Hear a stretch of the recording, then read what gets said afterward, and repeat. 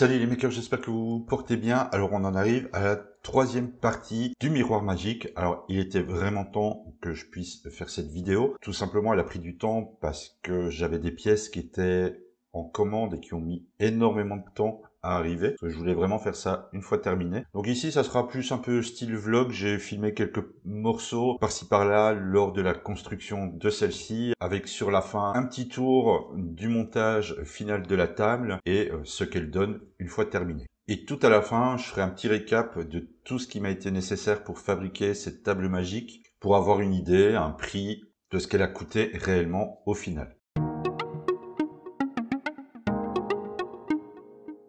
Donc voilà, au niveau de la table, la voici. Alors tout simplement une table que j'ai trouvée chez Ikea, c'est une table basse de salon. Je pense que c'est la plus répandue dans leur magasin, elle coûte 20 €. J'ai préparé un gabarit grâce au carton de celle-ci. J'ai démonté l'écran pour avoir les mesures. J'ai gardé aussi tout ce qui était boîtier de l'écran, surtout ce qui me concerne la partie arrière que je vais essayer de remettre à la fin, étant donné que sous l'écran, il y a quand même tout ce qui est circuit intégré, carte mère, il y a quand même un peu de courant qui y passe, et j'ai pas spécialement envie que mon chat, en se baladant en dessous, aille foutre son nez dessus, vienne à se blesser, et évidemment, accessoirement, foutre en l'air la table. Donc je vais essayer de remettre cette protection plastique derrière. Alors je sais pas vous, mais moi j'en avais jamais eu l'occasion, c'était de démonter un écran de ce genre-là, et en fait, par curiosité, si vous regardez, au niveau de l'écran, en fait, c'est vraiment très très fin. C'est juste une petite plaque comme ça, LED, un peu comme ceux qu'on peut avoir sur les imprimantes résine. Et en dessous, on a un plateau tout grand qui est avec des bandeaux de LED. Donc celui-ci, c'est clair totalement et varie en intensité selon l'image qu'il affiche. Et donc on a l'image qui s'inscrit sur ce panneau de LED. Et donc qui au final nous donne notre image quand on la regarde. Et personnellement, j'avais jamais eu l'occasion de démonter une télé de ce type-là. Et du coup, ça m'a... Voilà, c'est plutôt pas mal foutu en fait. Alors comme je vous l'ai dit, j'ai gardé le fond de l'écran pour me servir de protection donc de celui-ci. Mais en même temps, je m'en suis servi pour faire le gabarit de découpe.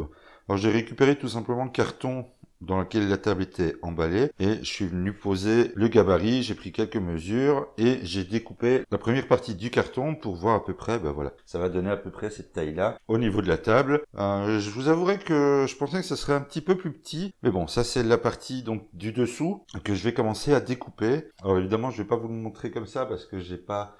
Il faut que je me déplace pour aller faire la découpe et vous verrez en fait tout simplement le résultat une fois terminé. Comme ça on pourra passer à la suite. Alors nous voilà dans mon salon, donc désolé un peu pour le son, mais là du coup j'ai descendu la table à son endroit définitif et je filme ça du coup avec mon téléphone. Donc le son, oui, risque d'être un peu plus mauvais. Je viens de la démarrer, c'est évidemment loin d'être fini, il me reste encore pas mal de petites choses à faire, à câbler correctement, mais j'avais quand même envie de l'allumer, de la tester, et de voir aussi surtout si j'avais bien centré l'histoire, ce qui me semble plutôt pas mal. Donc là ce que je vais tout simplement faire, c'est de retirer maintenant le carton, placer un film miroir que j'ai ici temporairement, car j'ai pas encore reçu celui à la bonne dimension, et de voir un peu ce que ça donne avec la vis.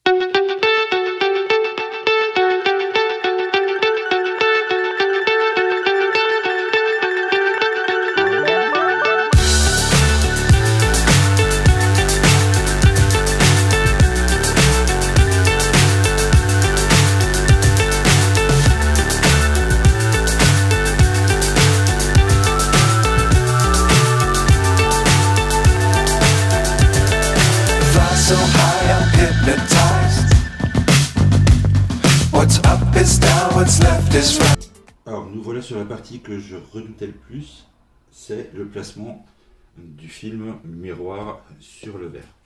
Alors c'est sûr, je vais y aller vraiment très très fort pour mettre toutes les chances de mon côté. J'ai prévu des gants, j'ai un petit nettoyage ici à l'acétone qui sera fait après ce qui me reste de nettoyant à vitre, de l'eau savonneuse, parce que vraiment j'ai pas envie de rater mon coup et j'espère que tout va bien se passer. J'ai vraiment envie de la dégraisser au maximum, qu'il n'y ait pas le moindre risque qu'il y ait quelque chose dessus qui m'empêche de réussir mon coup. Donc l'histoire de, c'est vraiment pas des obligations, mais c'est un petit peu le côté parano de l'histoire pour que je puisse réussir au mieux possible, histoire que j'ai pas mes mains qui soient un peu grasses ou qu'une poussière vient tomber dessus. Je vais mettre les gants, comme ça au moins là je suis tranquille, ça sera pas de ma faute s'il se passe quelque chose.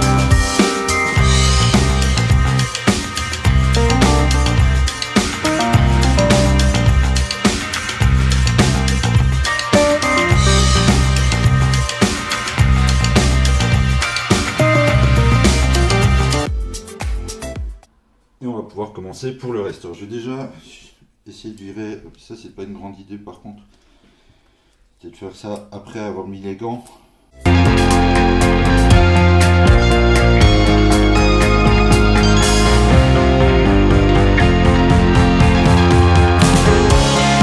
Un peu les choses parce que c'est vraiment chiant quand on a le ruban. Je vais en prendre un peu plus. Hop, ça je dépasse de l'étiquette. Ça devrait fonctionner. Je vais venir jusqu'ici à peu près. Là par contre je vais couper ça un peu comme un bourrin. Ça j'ai ma feuille de miroir qui devrait correspondre. Alors sachez qu'il y a un truc sur le film qu'il va falloir retirer. Alors ça va être très compliqué à faire. C'est vraiment très chiant. Il y a un film de protection dessus. Et donc il va falloir réussir à le retirer. Et on va essayer de l'enlever. Au moins un petit peu pour que je puisse le préparer. Franchement avec les gants en fait c'est beaucoup plus facile que sans les gants. Alors je sais pas si vous le voyez sur l'image. Mais je tiens donc dans mes mains un petit film plastique de protection. Donc ça va, avec les gants ça se retire plutôt facilement. C'est encore un avantage d'avoir mis des gants. Ce que je vais faire maintenant, c'est que je vais détremper ma vitre à l'eau savonneuse. C'est pour ça que j'avais mis là-dessus, parce que je voulais pas spécialement abîmer la table. Pour le faire, surtout après en avoir partout quand je vais devoir passer dessus avec la raclette.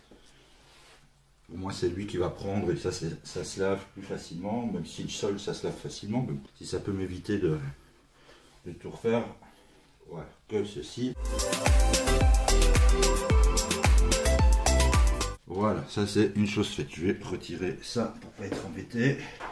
Je reviens avec mon film miroir et un truc qu'on m'a donné pour avoir plus facile, c'est de faire pareil au-dessus, bien le tremper. Alors déjà ça permet de le lisser. Voilà, là je pense que je suis bon. Et je vais tout simplement utiliser ici une raclette pour vraiment retirer tout ce qui reste.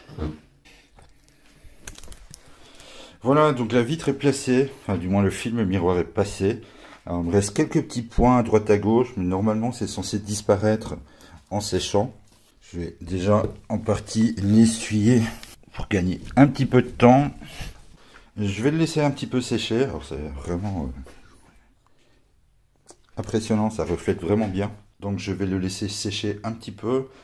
Et puis je couperai donc les parties qui sont trop sur les côtés ici, pour que ça soit plus facile.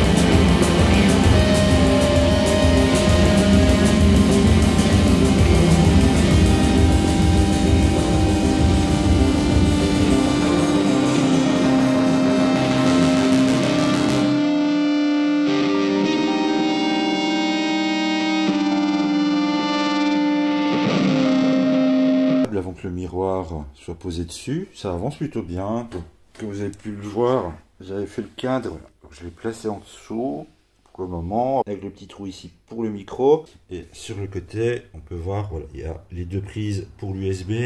Et là-bas, j'aurai un petit bouton au cas où pour faire un reset.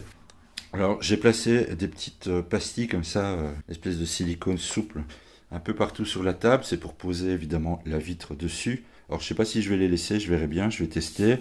Mais je me dis qu'avec un peu de chance, ça pourrait m'éviter, si ça fonctionne, d'abîmer déjà la vitre, la partie du film miroir. On ne sait jamais que ça viendrait frotter sur la table, surtout avec les bords ici de l'écran, pour l'ouverture d'écran. Sinon voilà, en gros déjà un petit aperçu. Évidemment c'est un peu fait à l'arrache là encore pour le moment. Je suis encore dessus, encore pas mal de petits trucs à faire. Là j'attends que la vitre avec le film miroir sèche bien avant de pouvoir le poser dessus et voir le rendu final. Du moins en tout cas pour cette partie là. J'ai débranché aussi les haut-parleurs de la télé. Je pense que je vais pas les laisser là où ils étaient d'origine, donc c'est sur la télé en elle-même, mais que je vais venir essayer de les placer ici en dessous, derrière le cadre.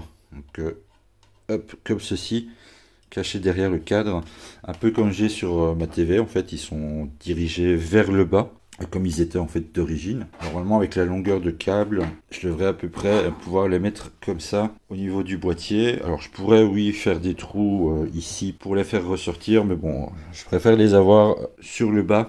Ça fera un petit peu plus discret. Alors je vais vous faire ici un petit tour du proprio une fois que la table était montée. Et ça, presque 2 mois après la plupart des vidéos qui ont servi à ce montage. Alors pourquoi? Tout simplement parce qu'il me manquait 2 toutes petites pièces que j'avais du mal à recevoir. Donc j'ai vraiment attendu très très longtemps pour être livré de ces 2 petits composants qui me manquaient. Et là je les ai reçus, donc je les ai finis.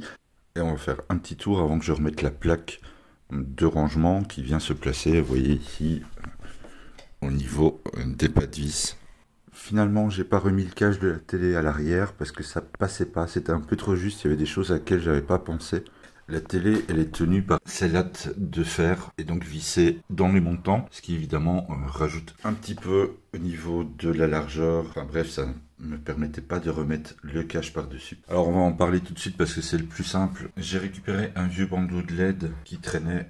Donc je l'ai mis ici autour de la table pour une petite ambiance le soir, c'est plutôt sympa. Les 2 haut-parleurs, comme je vous avais dit, je les ai mis vers le bas au niveau du cadre. J'ai ici, je vais passer sur le côté, placé mes 2 fiches USB. Alors il y en a une ici qui me sert pour le rechargement de mon téléphone et la deuxième tout simplement pour brancher une clé ou un clavier et souris pour le moment sur le Raspberry. Et plus bas, j'ai mon petit bouton pour le reset en cas de plantage de celui-ci, mais ça je vous donnerai une petite explication supplémentaire à ce sujet. Sur le dessus, on peut retrouver donc au milieu le micro en USB et le capteur PIR qui lui pour le moment fonctionne mais pas tout à fait comme je le voudrais. En dessous donc j'ai les 2 petits haut-parleurs qui sont ici. Je prévois éventuellement d'imprimer des petites boîtes pour les enfermer et les protéger. Le bouton d'origine de la télé qui permet de l'allumer et aussi à l'avant ici j'ai le capteur infrarouge de la télécommande. Qu'est-ce que j'ai d'autre que je pourrais vous montrer avant de passer au Raspberry? Alors ici c'est une alimentation de 5 volts en 10 ampères pour alimenter donc le Raspberry et éventuellement plus, que j'ai mis ici dans un petit boîtier qui va me servir un peu comme une boîte de dérivation si je veux rajouter quelque chose. J'avais prévu de mettre d'autres LED à la base et donc de les connecter aussi sur ce boîtier étant donné que 10 ampères c'est largement suffisant pour alimenter le Raspberry et tout ce qui va avec. Alors je vous ai montré sur le côté, j'ai 2 prises USB, une pour l'alimentation du téléphone. En comparant les sorties au niveau ampérage entre l'USB de ma télé et l'USB du Raspberry, c'est l'USB de la télé qui sort plus d'ampères. Elle me permet vraiment de charger le téléphone, donc la première prise elle est branchée ici et on en arrive donc au Raspberry. Alors le Raspberry, j'ai essayé plusieurs petites choses. J'ai essayé son boîtier d'origine avec la ventilation, mais le problème c'est que le ventilateur en 5 ou en 3V3, je le trouve bruyant, ça laisse un petit bruit de fond qui au bout d'un moment peut être réellement agaçant. Donc je suis parti plutôt sur un refroidissement passif avec un dissipateur que j'avais pour un moteur de NEMA normalement, mais qui du coup englobe vraiment toutes les puces qui sont en dessous, et même en pleine charge ça lui permet d'être encore en dessous de la température on va dire critique pour le Raspberry Pi 4. Évidemment il y a la possibilité de faire d'autres choses, ça je verrai peut-être plus tard si je mets un autre ventilateur pour le refroidir autrement. Mais pour le moment, ça fonctionne plutôt bien. Mais il va falloir quand même que j'y regarde. Alors pourquoi? Tout simplement, je vous ai montré que j'avais donc un bouton pour le reset. Et malheureusement, les connecteurs du reset se trouvent sous le dissipateur. Donc je vais devoir le sortir et regarder comment je vais brancher ça. Niveau câblage ici, ça comprend donc le capteur de température qui est ici. Alors lui, on m'avait dit le DHT11 qui est donc ici a pas mal de problèmes, il faut un DHT22. Honnêtement, j'ai essayé les deux pendant un bon moment et je n'ai absolument aucune différence entre les deux. Donc là, j'ai testé celui-ci, le DHT22, DHT11. À niveau, voilà, moi j'ai pas rencontré de problème avec aucun des deux. Et quand je compare les températures que j'ai avec celui-ci et avec celui-là, elles sont à peu près équivalentes si je regarde sur une autre station météo que j'ai dans la pièce. Donc j'ai peut-être 1 ou 2 degrés de décalage entre les valeurs que j'ai d'afficher sur la table et les valeurs qui sont sur ma station. Alors par contre, un truc qui est très pratique, ça c'est de s'imprimer une petite feuille avec tous les GPIO qui sont à disposition et je peux travailler facilement en regardant, ben voilà, j'ai besoin d'un connecteur en 3 volts, je peux les trouver facilement et donc aller les chercher ici très rapidement. En plus du capteur de température et d'humidité, ben, du coup j'ai le capteur PIR qui est ici, donc c'est le petit détecteur de présence qui est là. Alors malheureusement pour le moment j'ai un petit souci avec, le principe fonctionne très bien, sauf que au bout d'un moment, donc effectivement, s'il ne détecte pas de présence ou de mouvement devant lui, il éteint la télé. Donc c'est-à-dire en fait qu'il coupe la sortie de l'HDMI et c'est là que je rencontre 2 soucis. Le premier c'est que la télé elle est prévue pour afficher un message si elle n'a pas de signal. Donc l'écran n'est pas totalement éteint. La deuxième chose, c'est que pour le moment, j'arrive pas à la sortir de veille. Donc c'est-à-dire qu'une fois que l'écran s'éteint, même si on repasse devant le capteur, eh bien tout simplement la télé se réveille pas ou le Raspi ne réenclenche pas l'HDMI. C'est un ou l'autre. Donc pour le moment, le module est coupé et je fais des recherches là-dessus. On ne sait jamais si quelqu'un a déjà eu ce souci-là. Alors j'ai déjà fait des modifs, on m'avait conseillé de booster la sortie HDMI, ça n'a aucun effet. Donc je suis toujours à la recherche d'un module qui permet donc de fonctionner, de l'éteindre et de la rallumer correctement. Donc voilà, pour le moment c'est donc en attente. Au niveau USB, il n'y a rien de très compliqué, il y a celui-ci qui est pour le micro et le deuxième tout simplement c'est la deuxième prise USB qui me permet donc de mettre un clavier ou une clé USB quand j'ai besoin de faire des mises à jour ou ce genre de choses. Donc voilà, il reste encore un petit peu de câble management on va dire pour que ça soit propre. Là ce que je vais faire c'est donc remettre la plaque qui est ici, donc elle est posée là pour le moment sur le côté.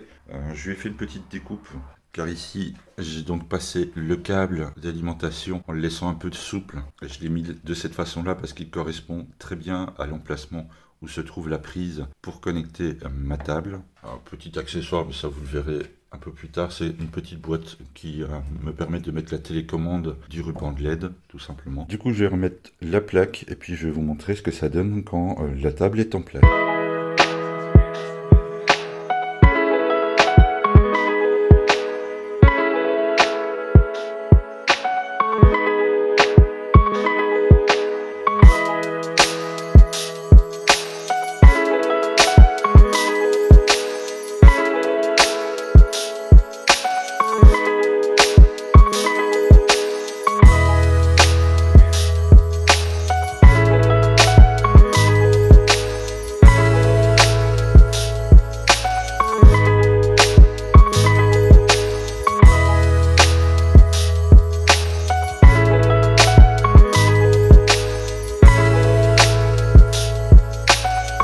Rapidement, on va maintenant s'attarder sur le prix que m'a coûté cette table. Alors j'ai fait une petite liste d'à peu près tout ce que j'avais dû acheter pour faire cette table et vous allez voir que l'air de rien, on arrive quand même à un petit budget relativement conséquent. Alors le premier élément que j'ai utilisé est évidemment la table. C'est une table qui vient de chez Ikea. Elle coûte pas très cher à la base. On va dire que c'est le prix de départ de ce que coûte une table de salon basique. Alors c'est-à-dire qu'ici, la table, elle coûte seulement 20 €, ce qui est vraiment pas énorme, c'est une bête table de salon. Là-dessus, on rajoute la télé que j'ai trouvé d'occasion, qui est une 26 pouces, à peu près 80 cm, et je l'ai payé 80 €. Là-dessus, on va rajouter le verre et le film miroir. Il faut compter pour les deux à peu près 40 €. On y ajoute le Raspberry Pi 4 en 2 Go et l'alimentation de 5 volts en 10 ampères. En arrondissant un petit peu, on arrive à 66 €. Un micro en USB à plus ou moins 10 €. La double prise USB que j'ai mis sur le côté de la table comptait à peu près 6 €. Il y a le capteur PIR, le capteur de proximité à 1,95 €. Le petit bouton sur le côté, j'en ai eu pour 1,40 €. Le module de température et d'humidité, j'en ai eu pour 3 €. Je compte là-dedans aussi une multiprise qui m'a coûté 10 €. Je pense que j'ai du coup fait le tour. Il y a des petites choses que j'ai pas comptées spécialement dedans, le bandeau de LED qui traînait dans un coin, les dupons que j'ai utilisés, la récupération au niveau des câbles pour faire mes allonges, tout ça, j'ai pas vraiment compté, mais au total, on arrive quand même, malgré tout ça, à peu près un budget de 240 € pour faire cette table. Si vous avez envie de vous lancer là-dedans, vous pouvez regarder dans l'article. Je vous ai mis tous les objets qu'on pouvait trouver sur Ali, sur Amazon, tout ça. Alors évidemment, c'est pas quelque chose qui est à la portée de tout le monde, ça c'est sûr. Pour avoir un budget comme ça, c'est quand même relativement conséquent comparé à une simple table de salon, hein. On va pas se le cacher, à côté de la table à 20 € de base. Mais bon, voilà, c'était un plaisir. Ça m'a pris un peu de temps. J'aurais pu faire un simple miroir magique comme la plupart des gens, mais j'avais envie de faire un petit truc un peu différent et vous montrer quelque chose d'un peu différent. N'hésitez pas, si vous avez réalisé un miroir ou une table ou quelque chose dans le même genre grâce aux vidéos qui ont été postées sur le sujet, de m'envoyer votre résultat, que ce soit une photo, une vidéo, un petit truc comme ça. Je les rajouterai dans l'article avec évidemment votre nom dessus, histoire de montrer un peu votre travail. Idem pour Hyperion, hein, pour ceux qui ont fait l'Ambilight, c'est la même chose. Si vous avez réalisé des petites vidéos démo de votre installation, n'hésitez pas à me les envoyer, je les rajouterai. Ça sera avec grand plaisir de voir évidemment quelque chose qui a été réalisé grâce aux vidéos et surtout de le partager avec d'autres et peut-être du coup leur donner envie de faire la même chose. Si c'est pas encore fait, n'hésitez pas évidemment à vous abonner, à mettre le pouce bleu si cette petite série sur le miroir, enfin sur ma table magique vous a plu. Si éventuellement vous avez une solution au problème du capteur de proximité avec les téléviseurs, n'hésitez surtout pas à le partager dans les commentaires. Je serai premier à être ravi de trouver une solution à ça. Et si j'en trouve une, je ferai pareil. Je le rajouterai dans les commentaires et certainement une petite note au niveau de l'article. Moi là-dessus, je vais vous laisser. Je vais profiter de mon installation qui est enfin finie pour me regarder un petit film. Si certains d'entre vous le reconnaissent, n'hésitez pas à me le faire savoir dans les commentaires et faites bien attention à ce qui s'affiche à l'image. Vous allez voir qu'il y a quelque chose de très commun entre le film que je regarde et le miroir magique. Là-dessus, à bientôt pour une prochaine vidéo.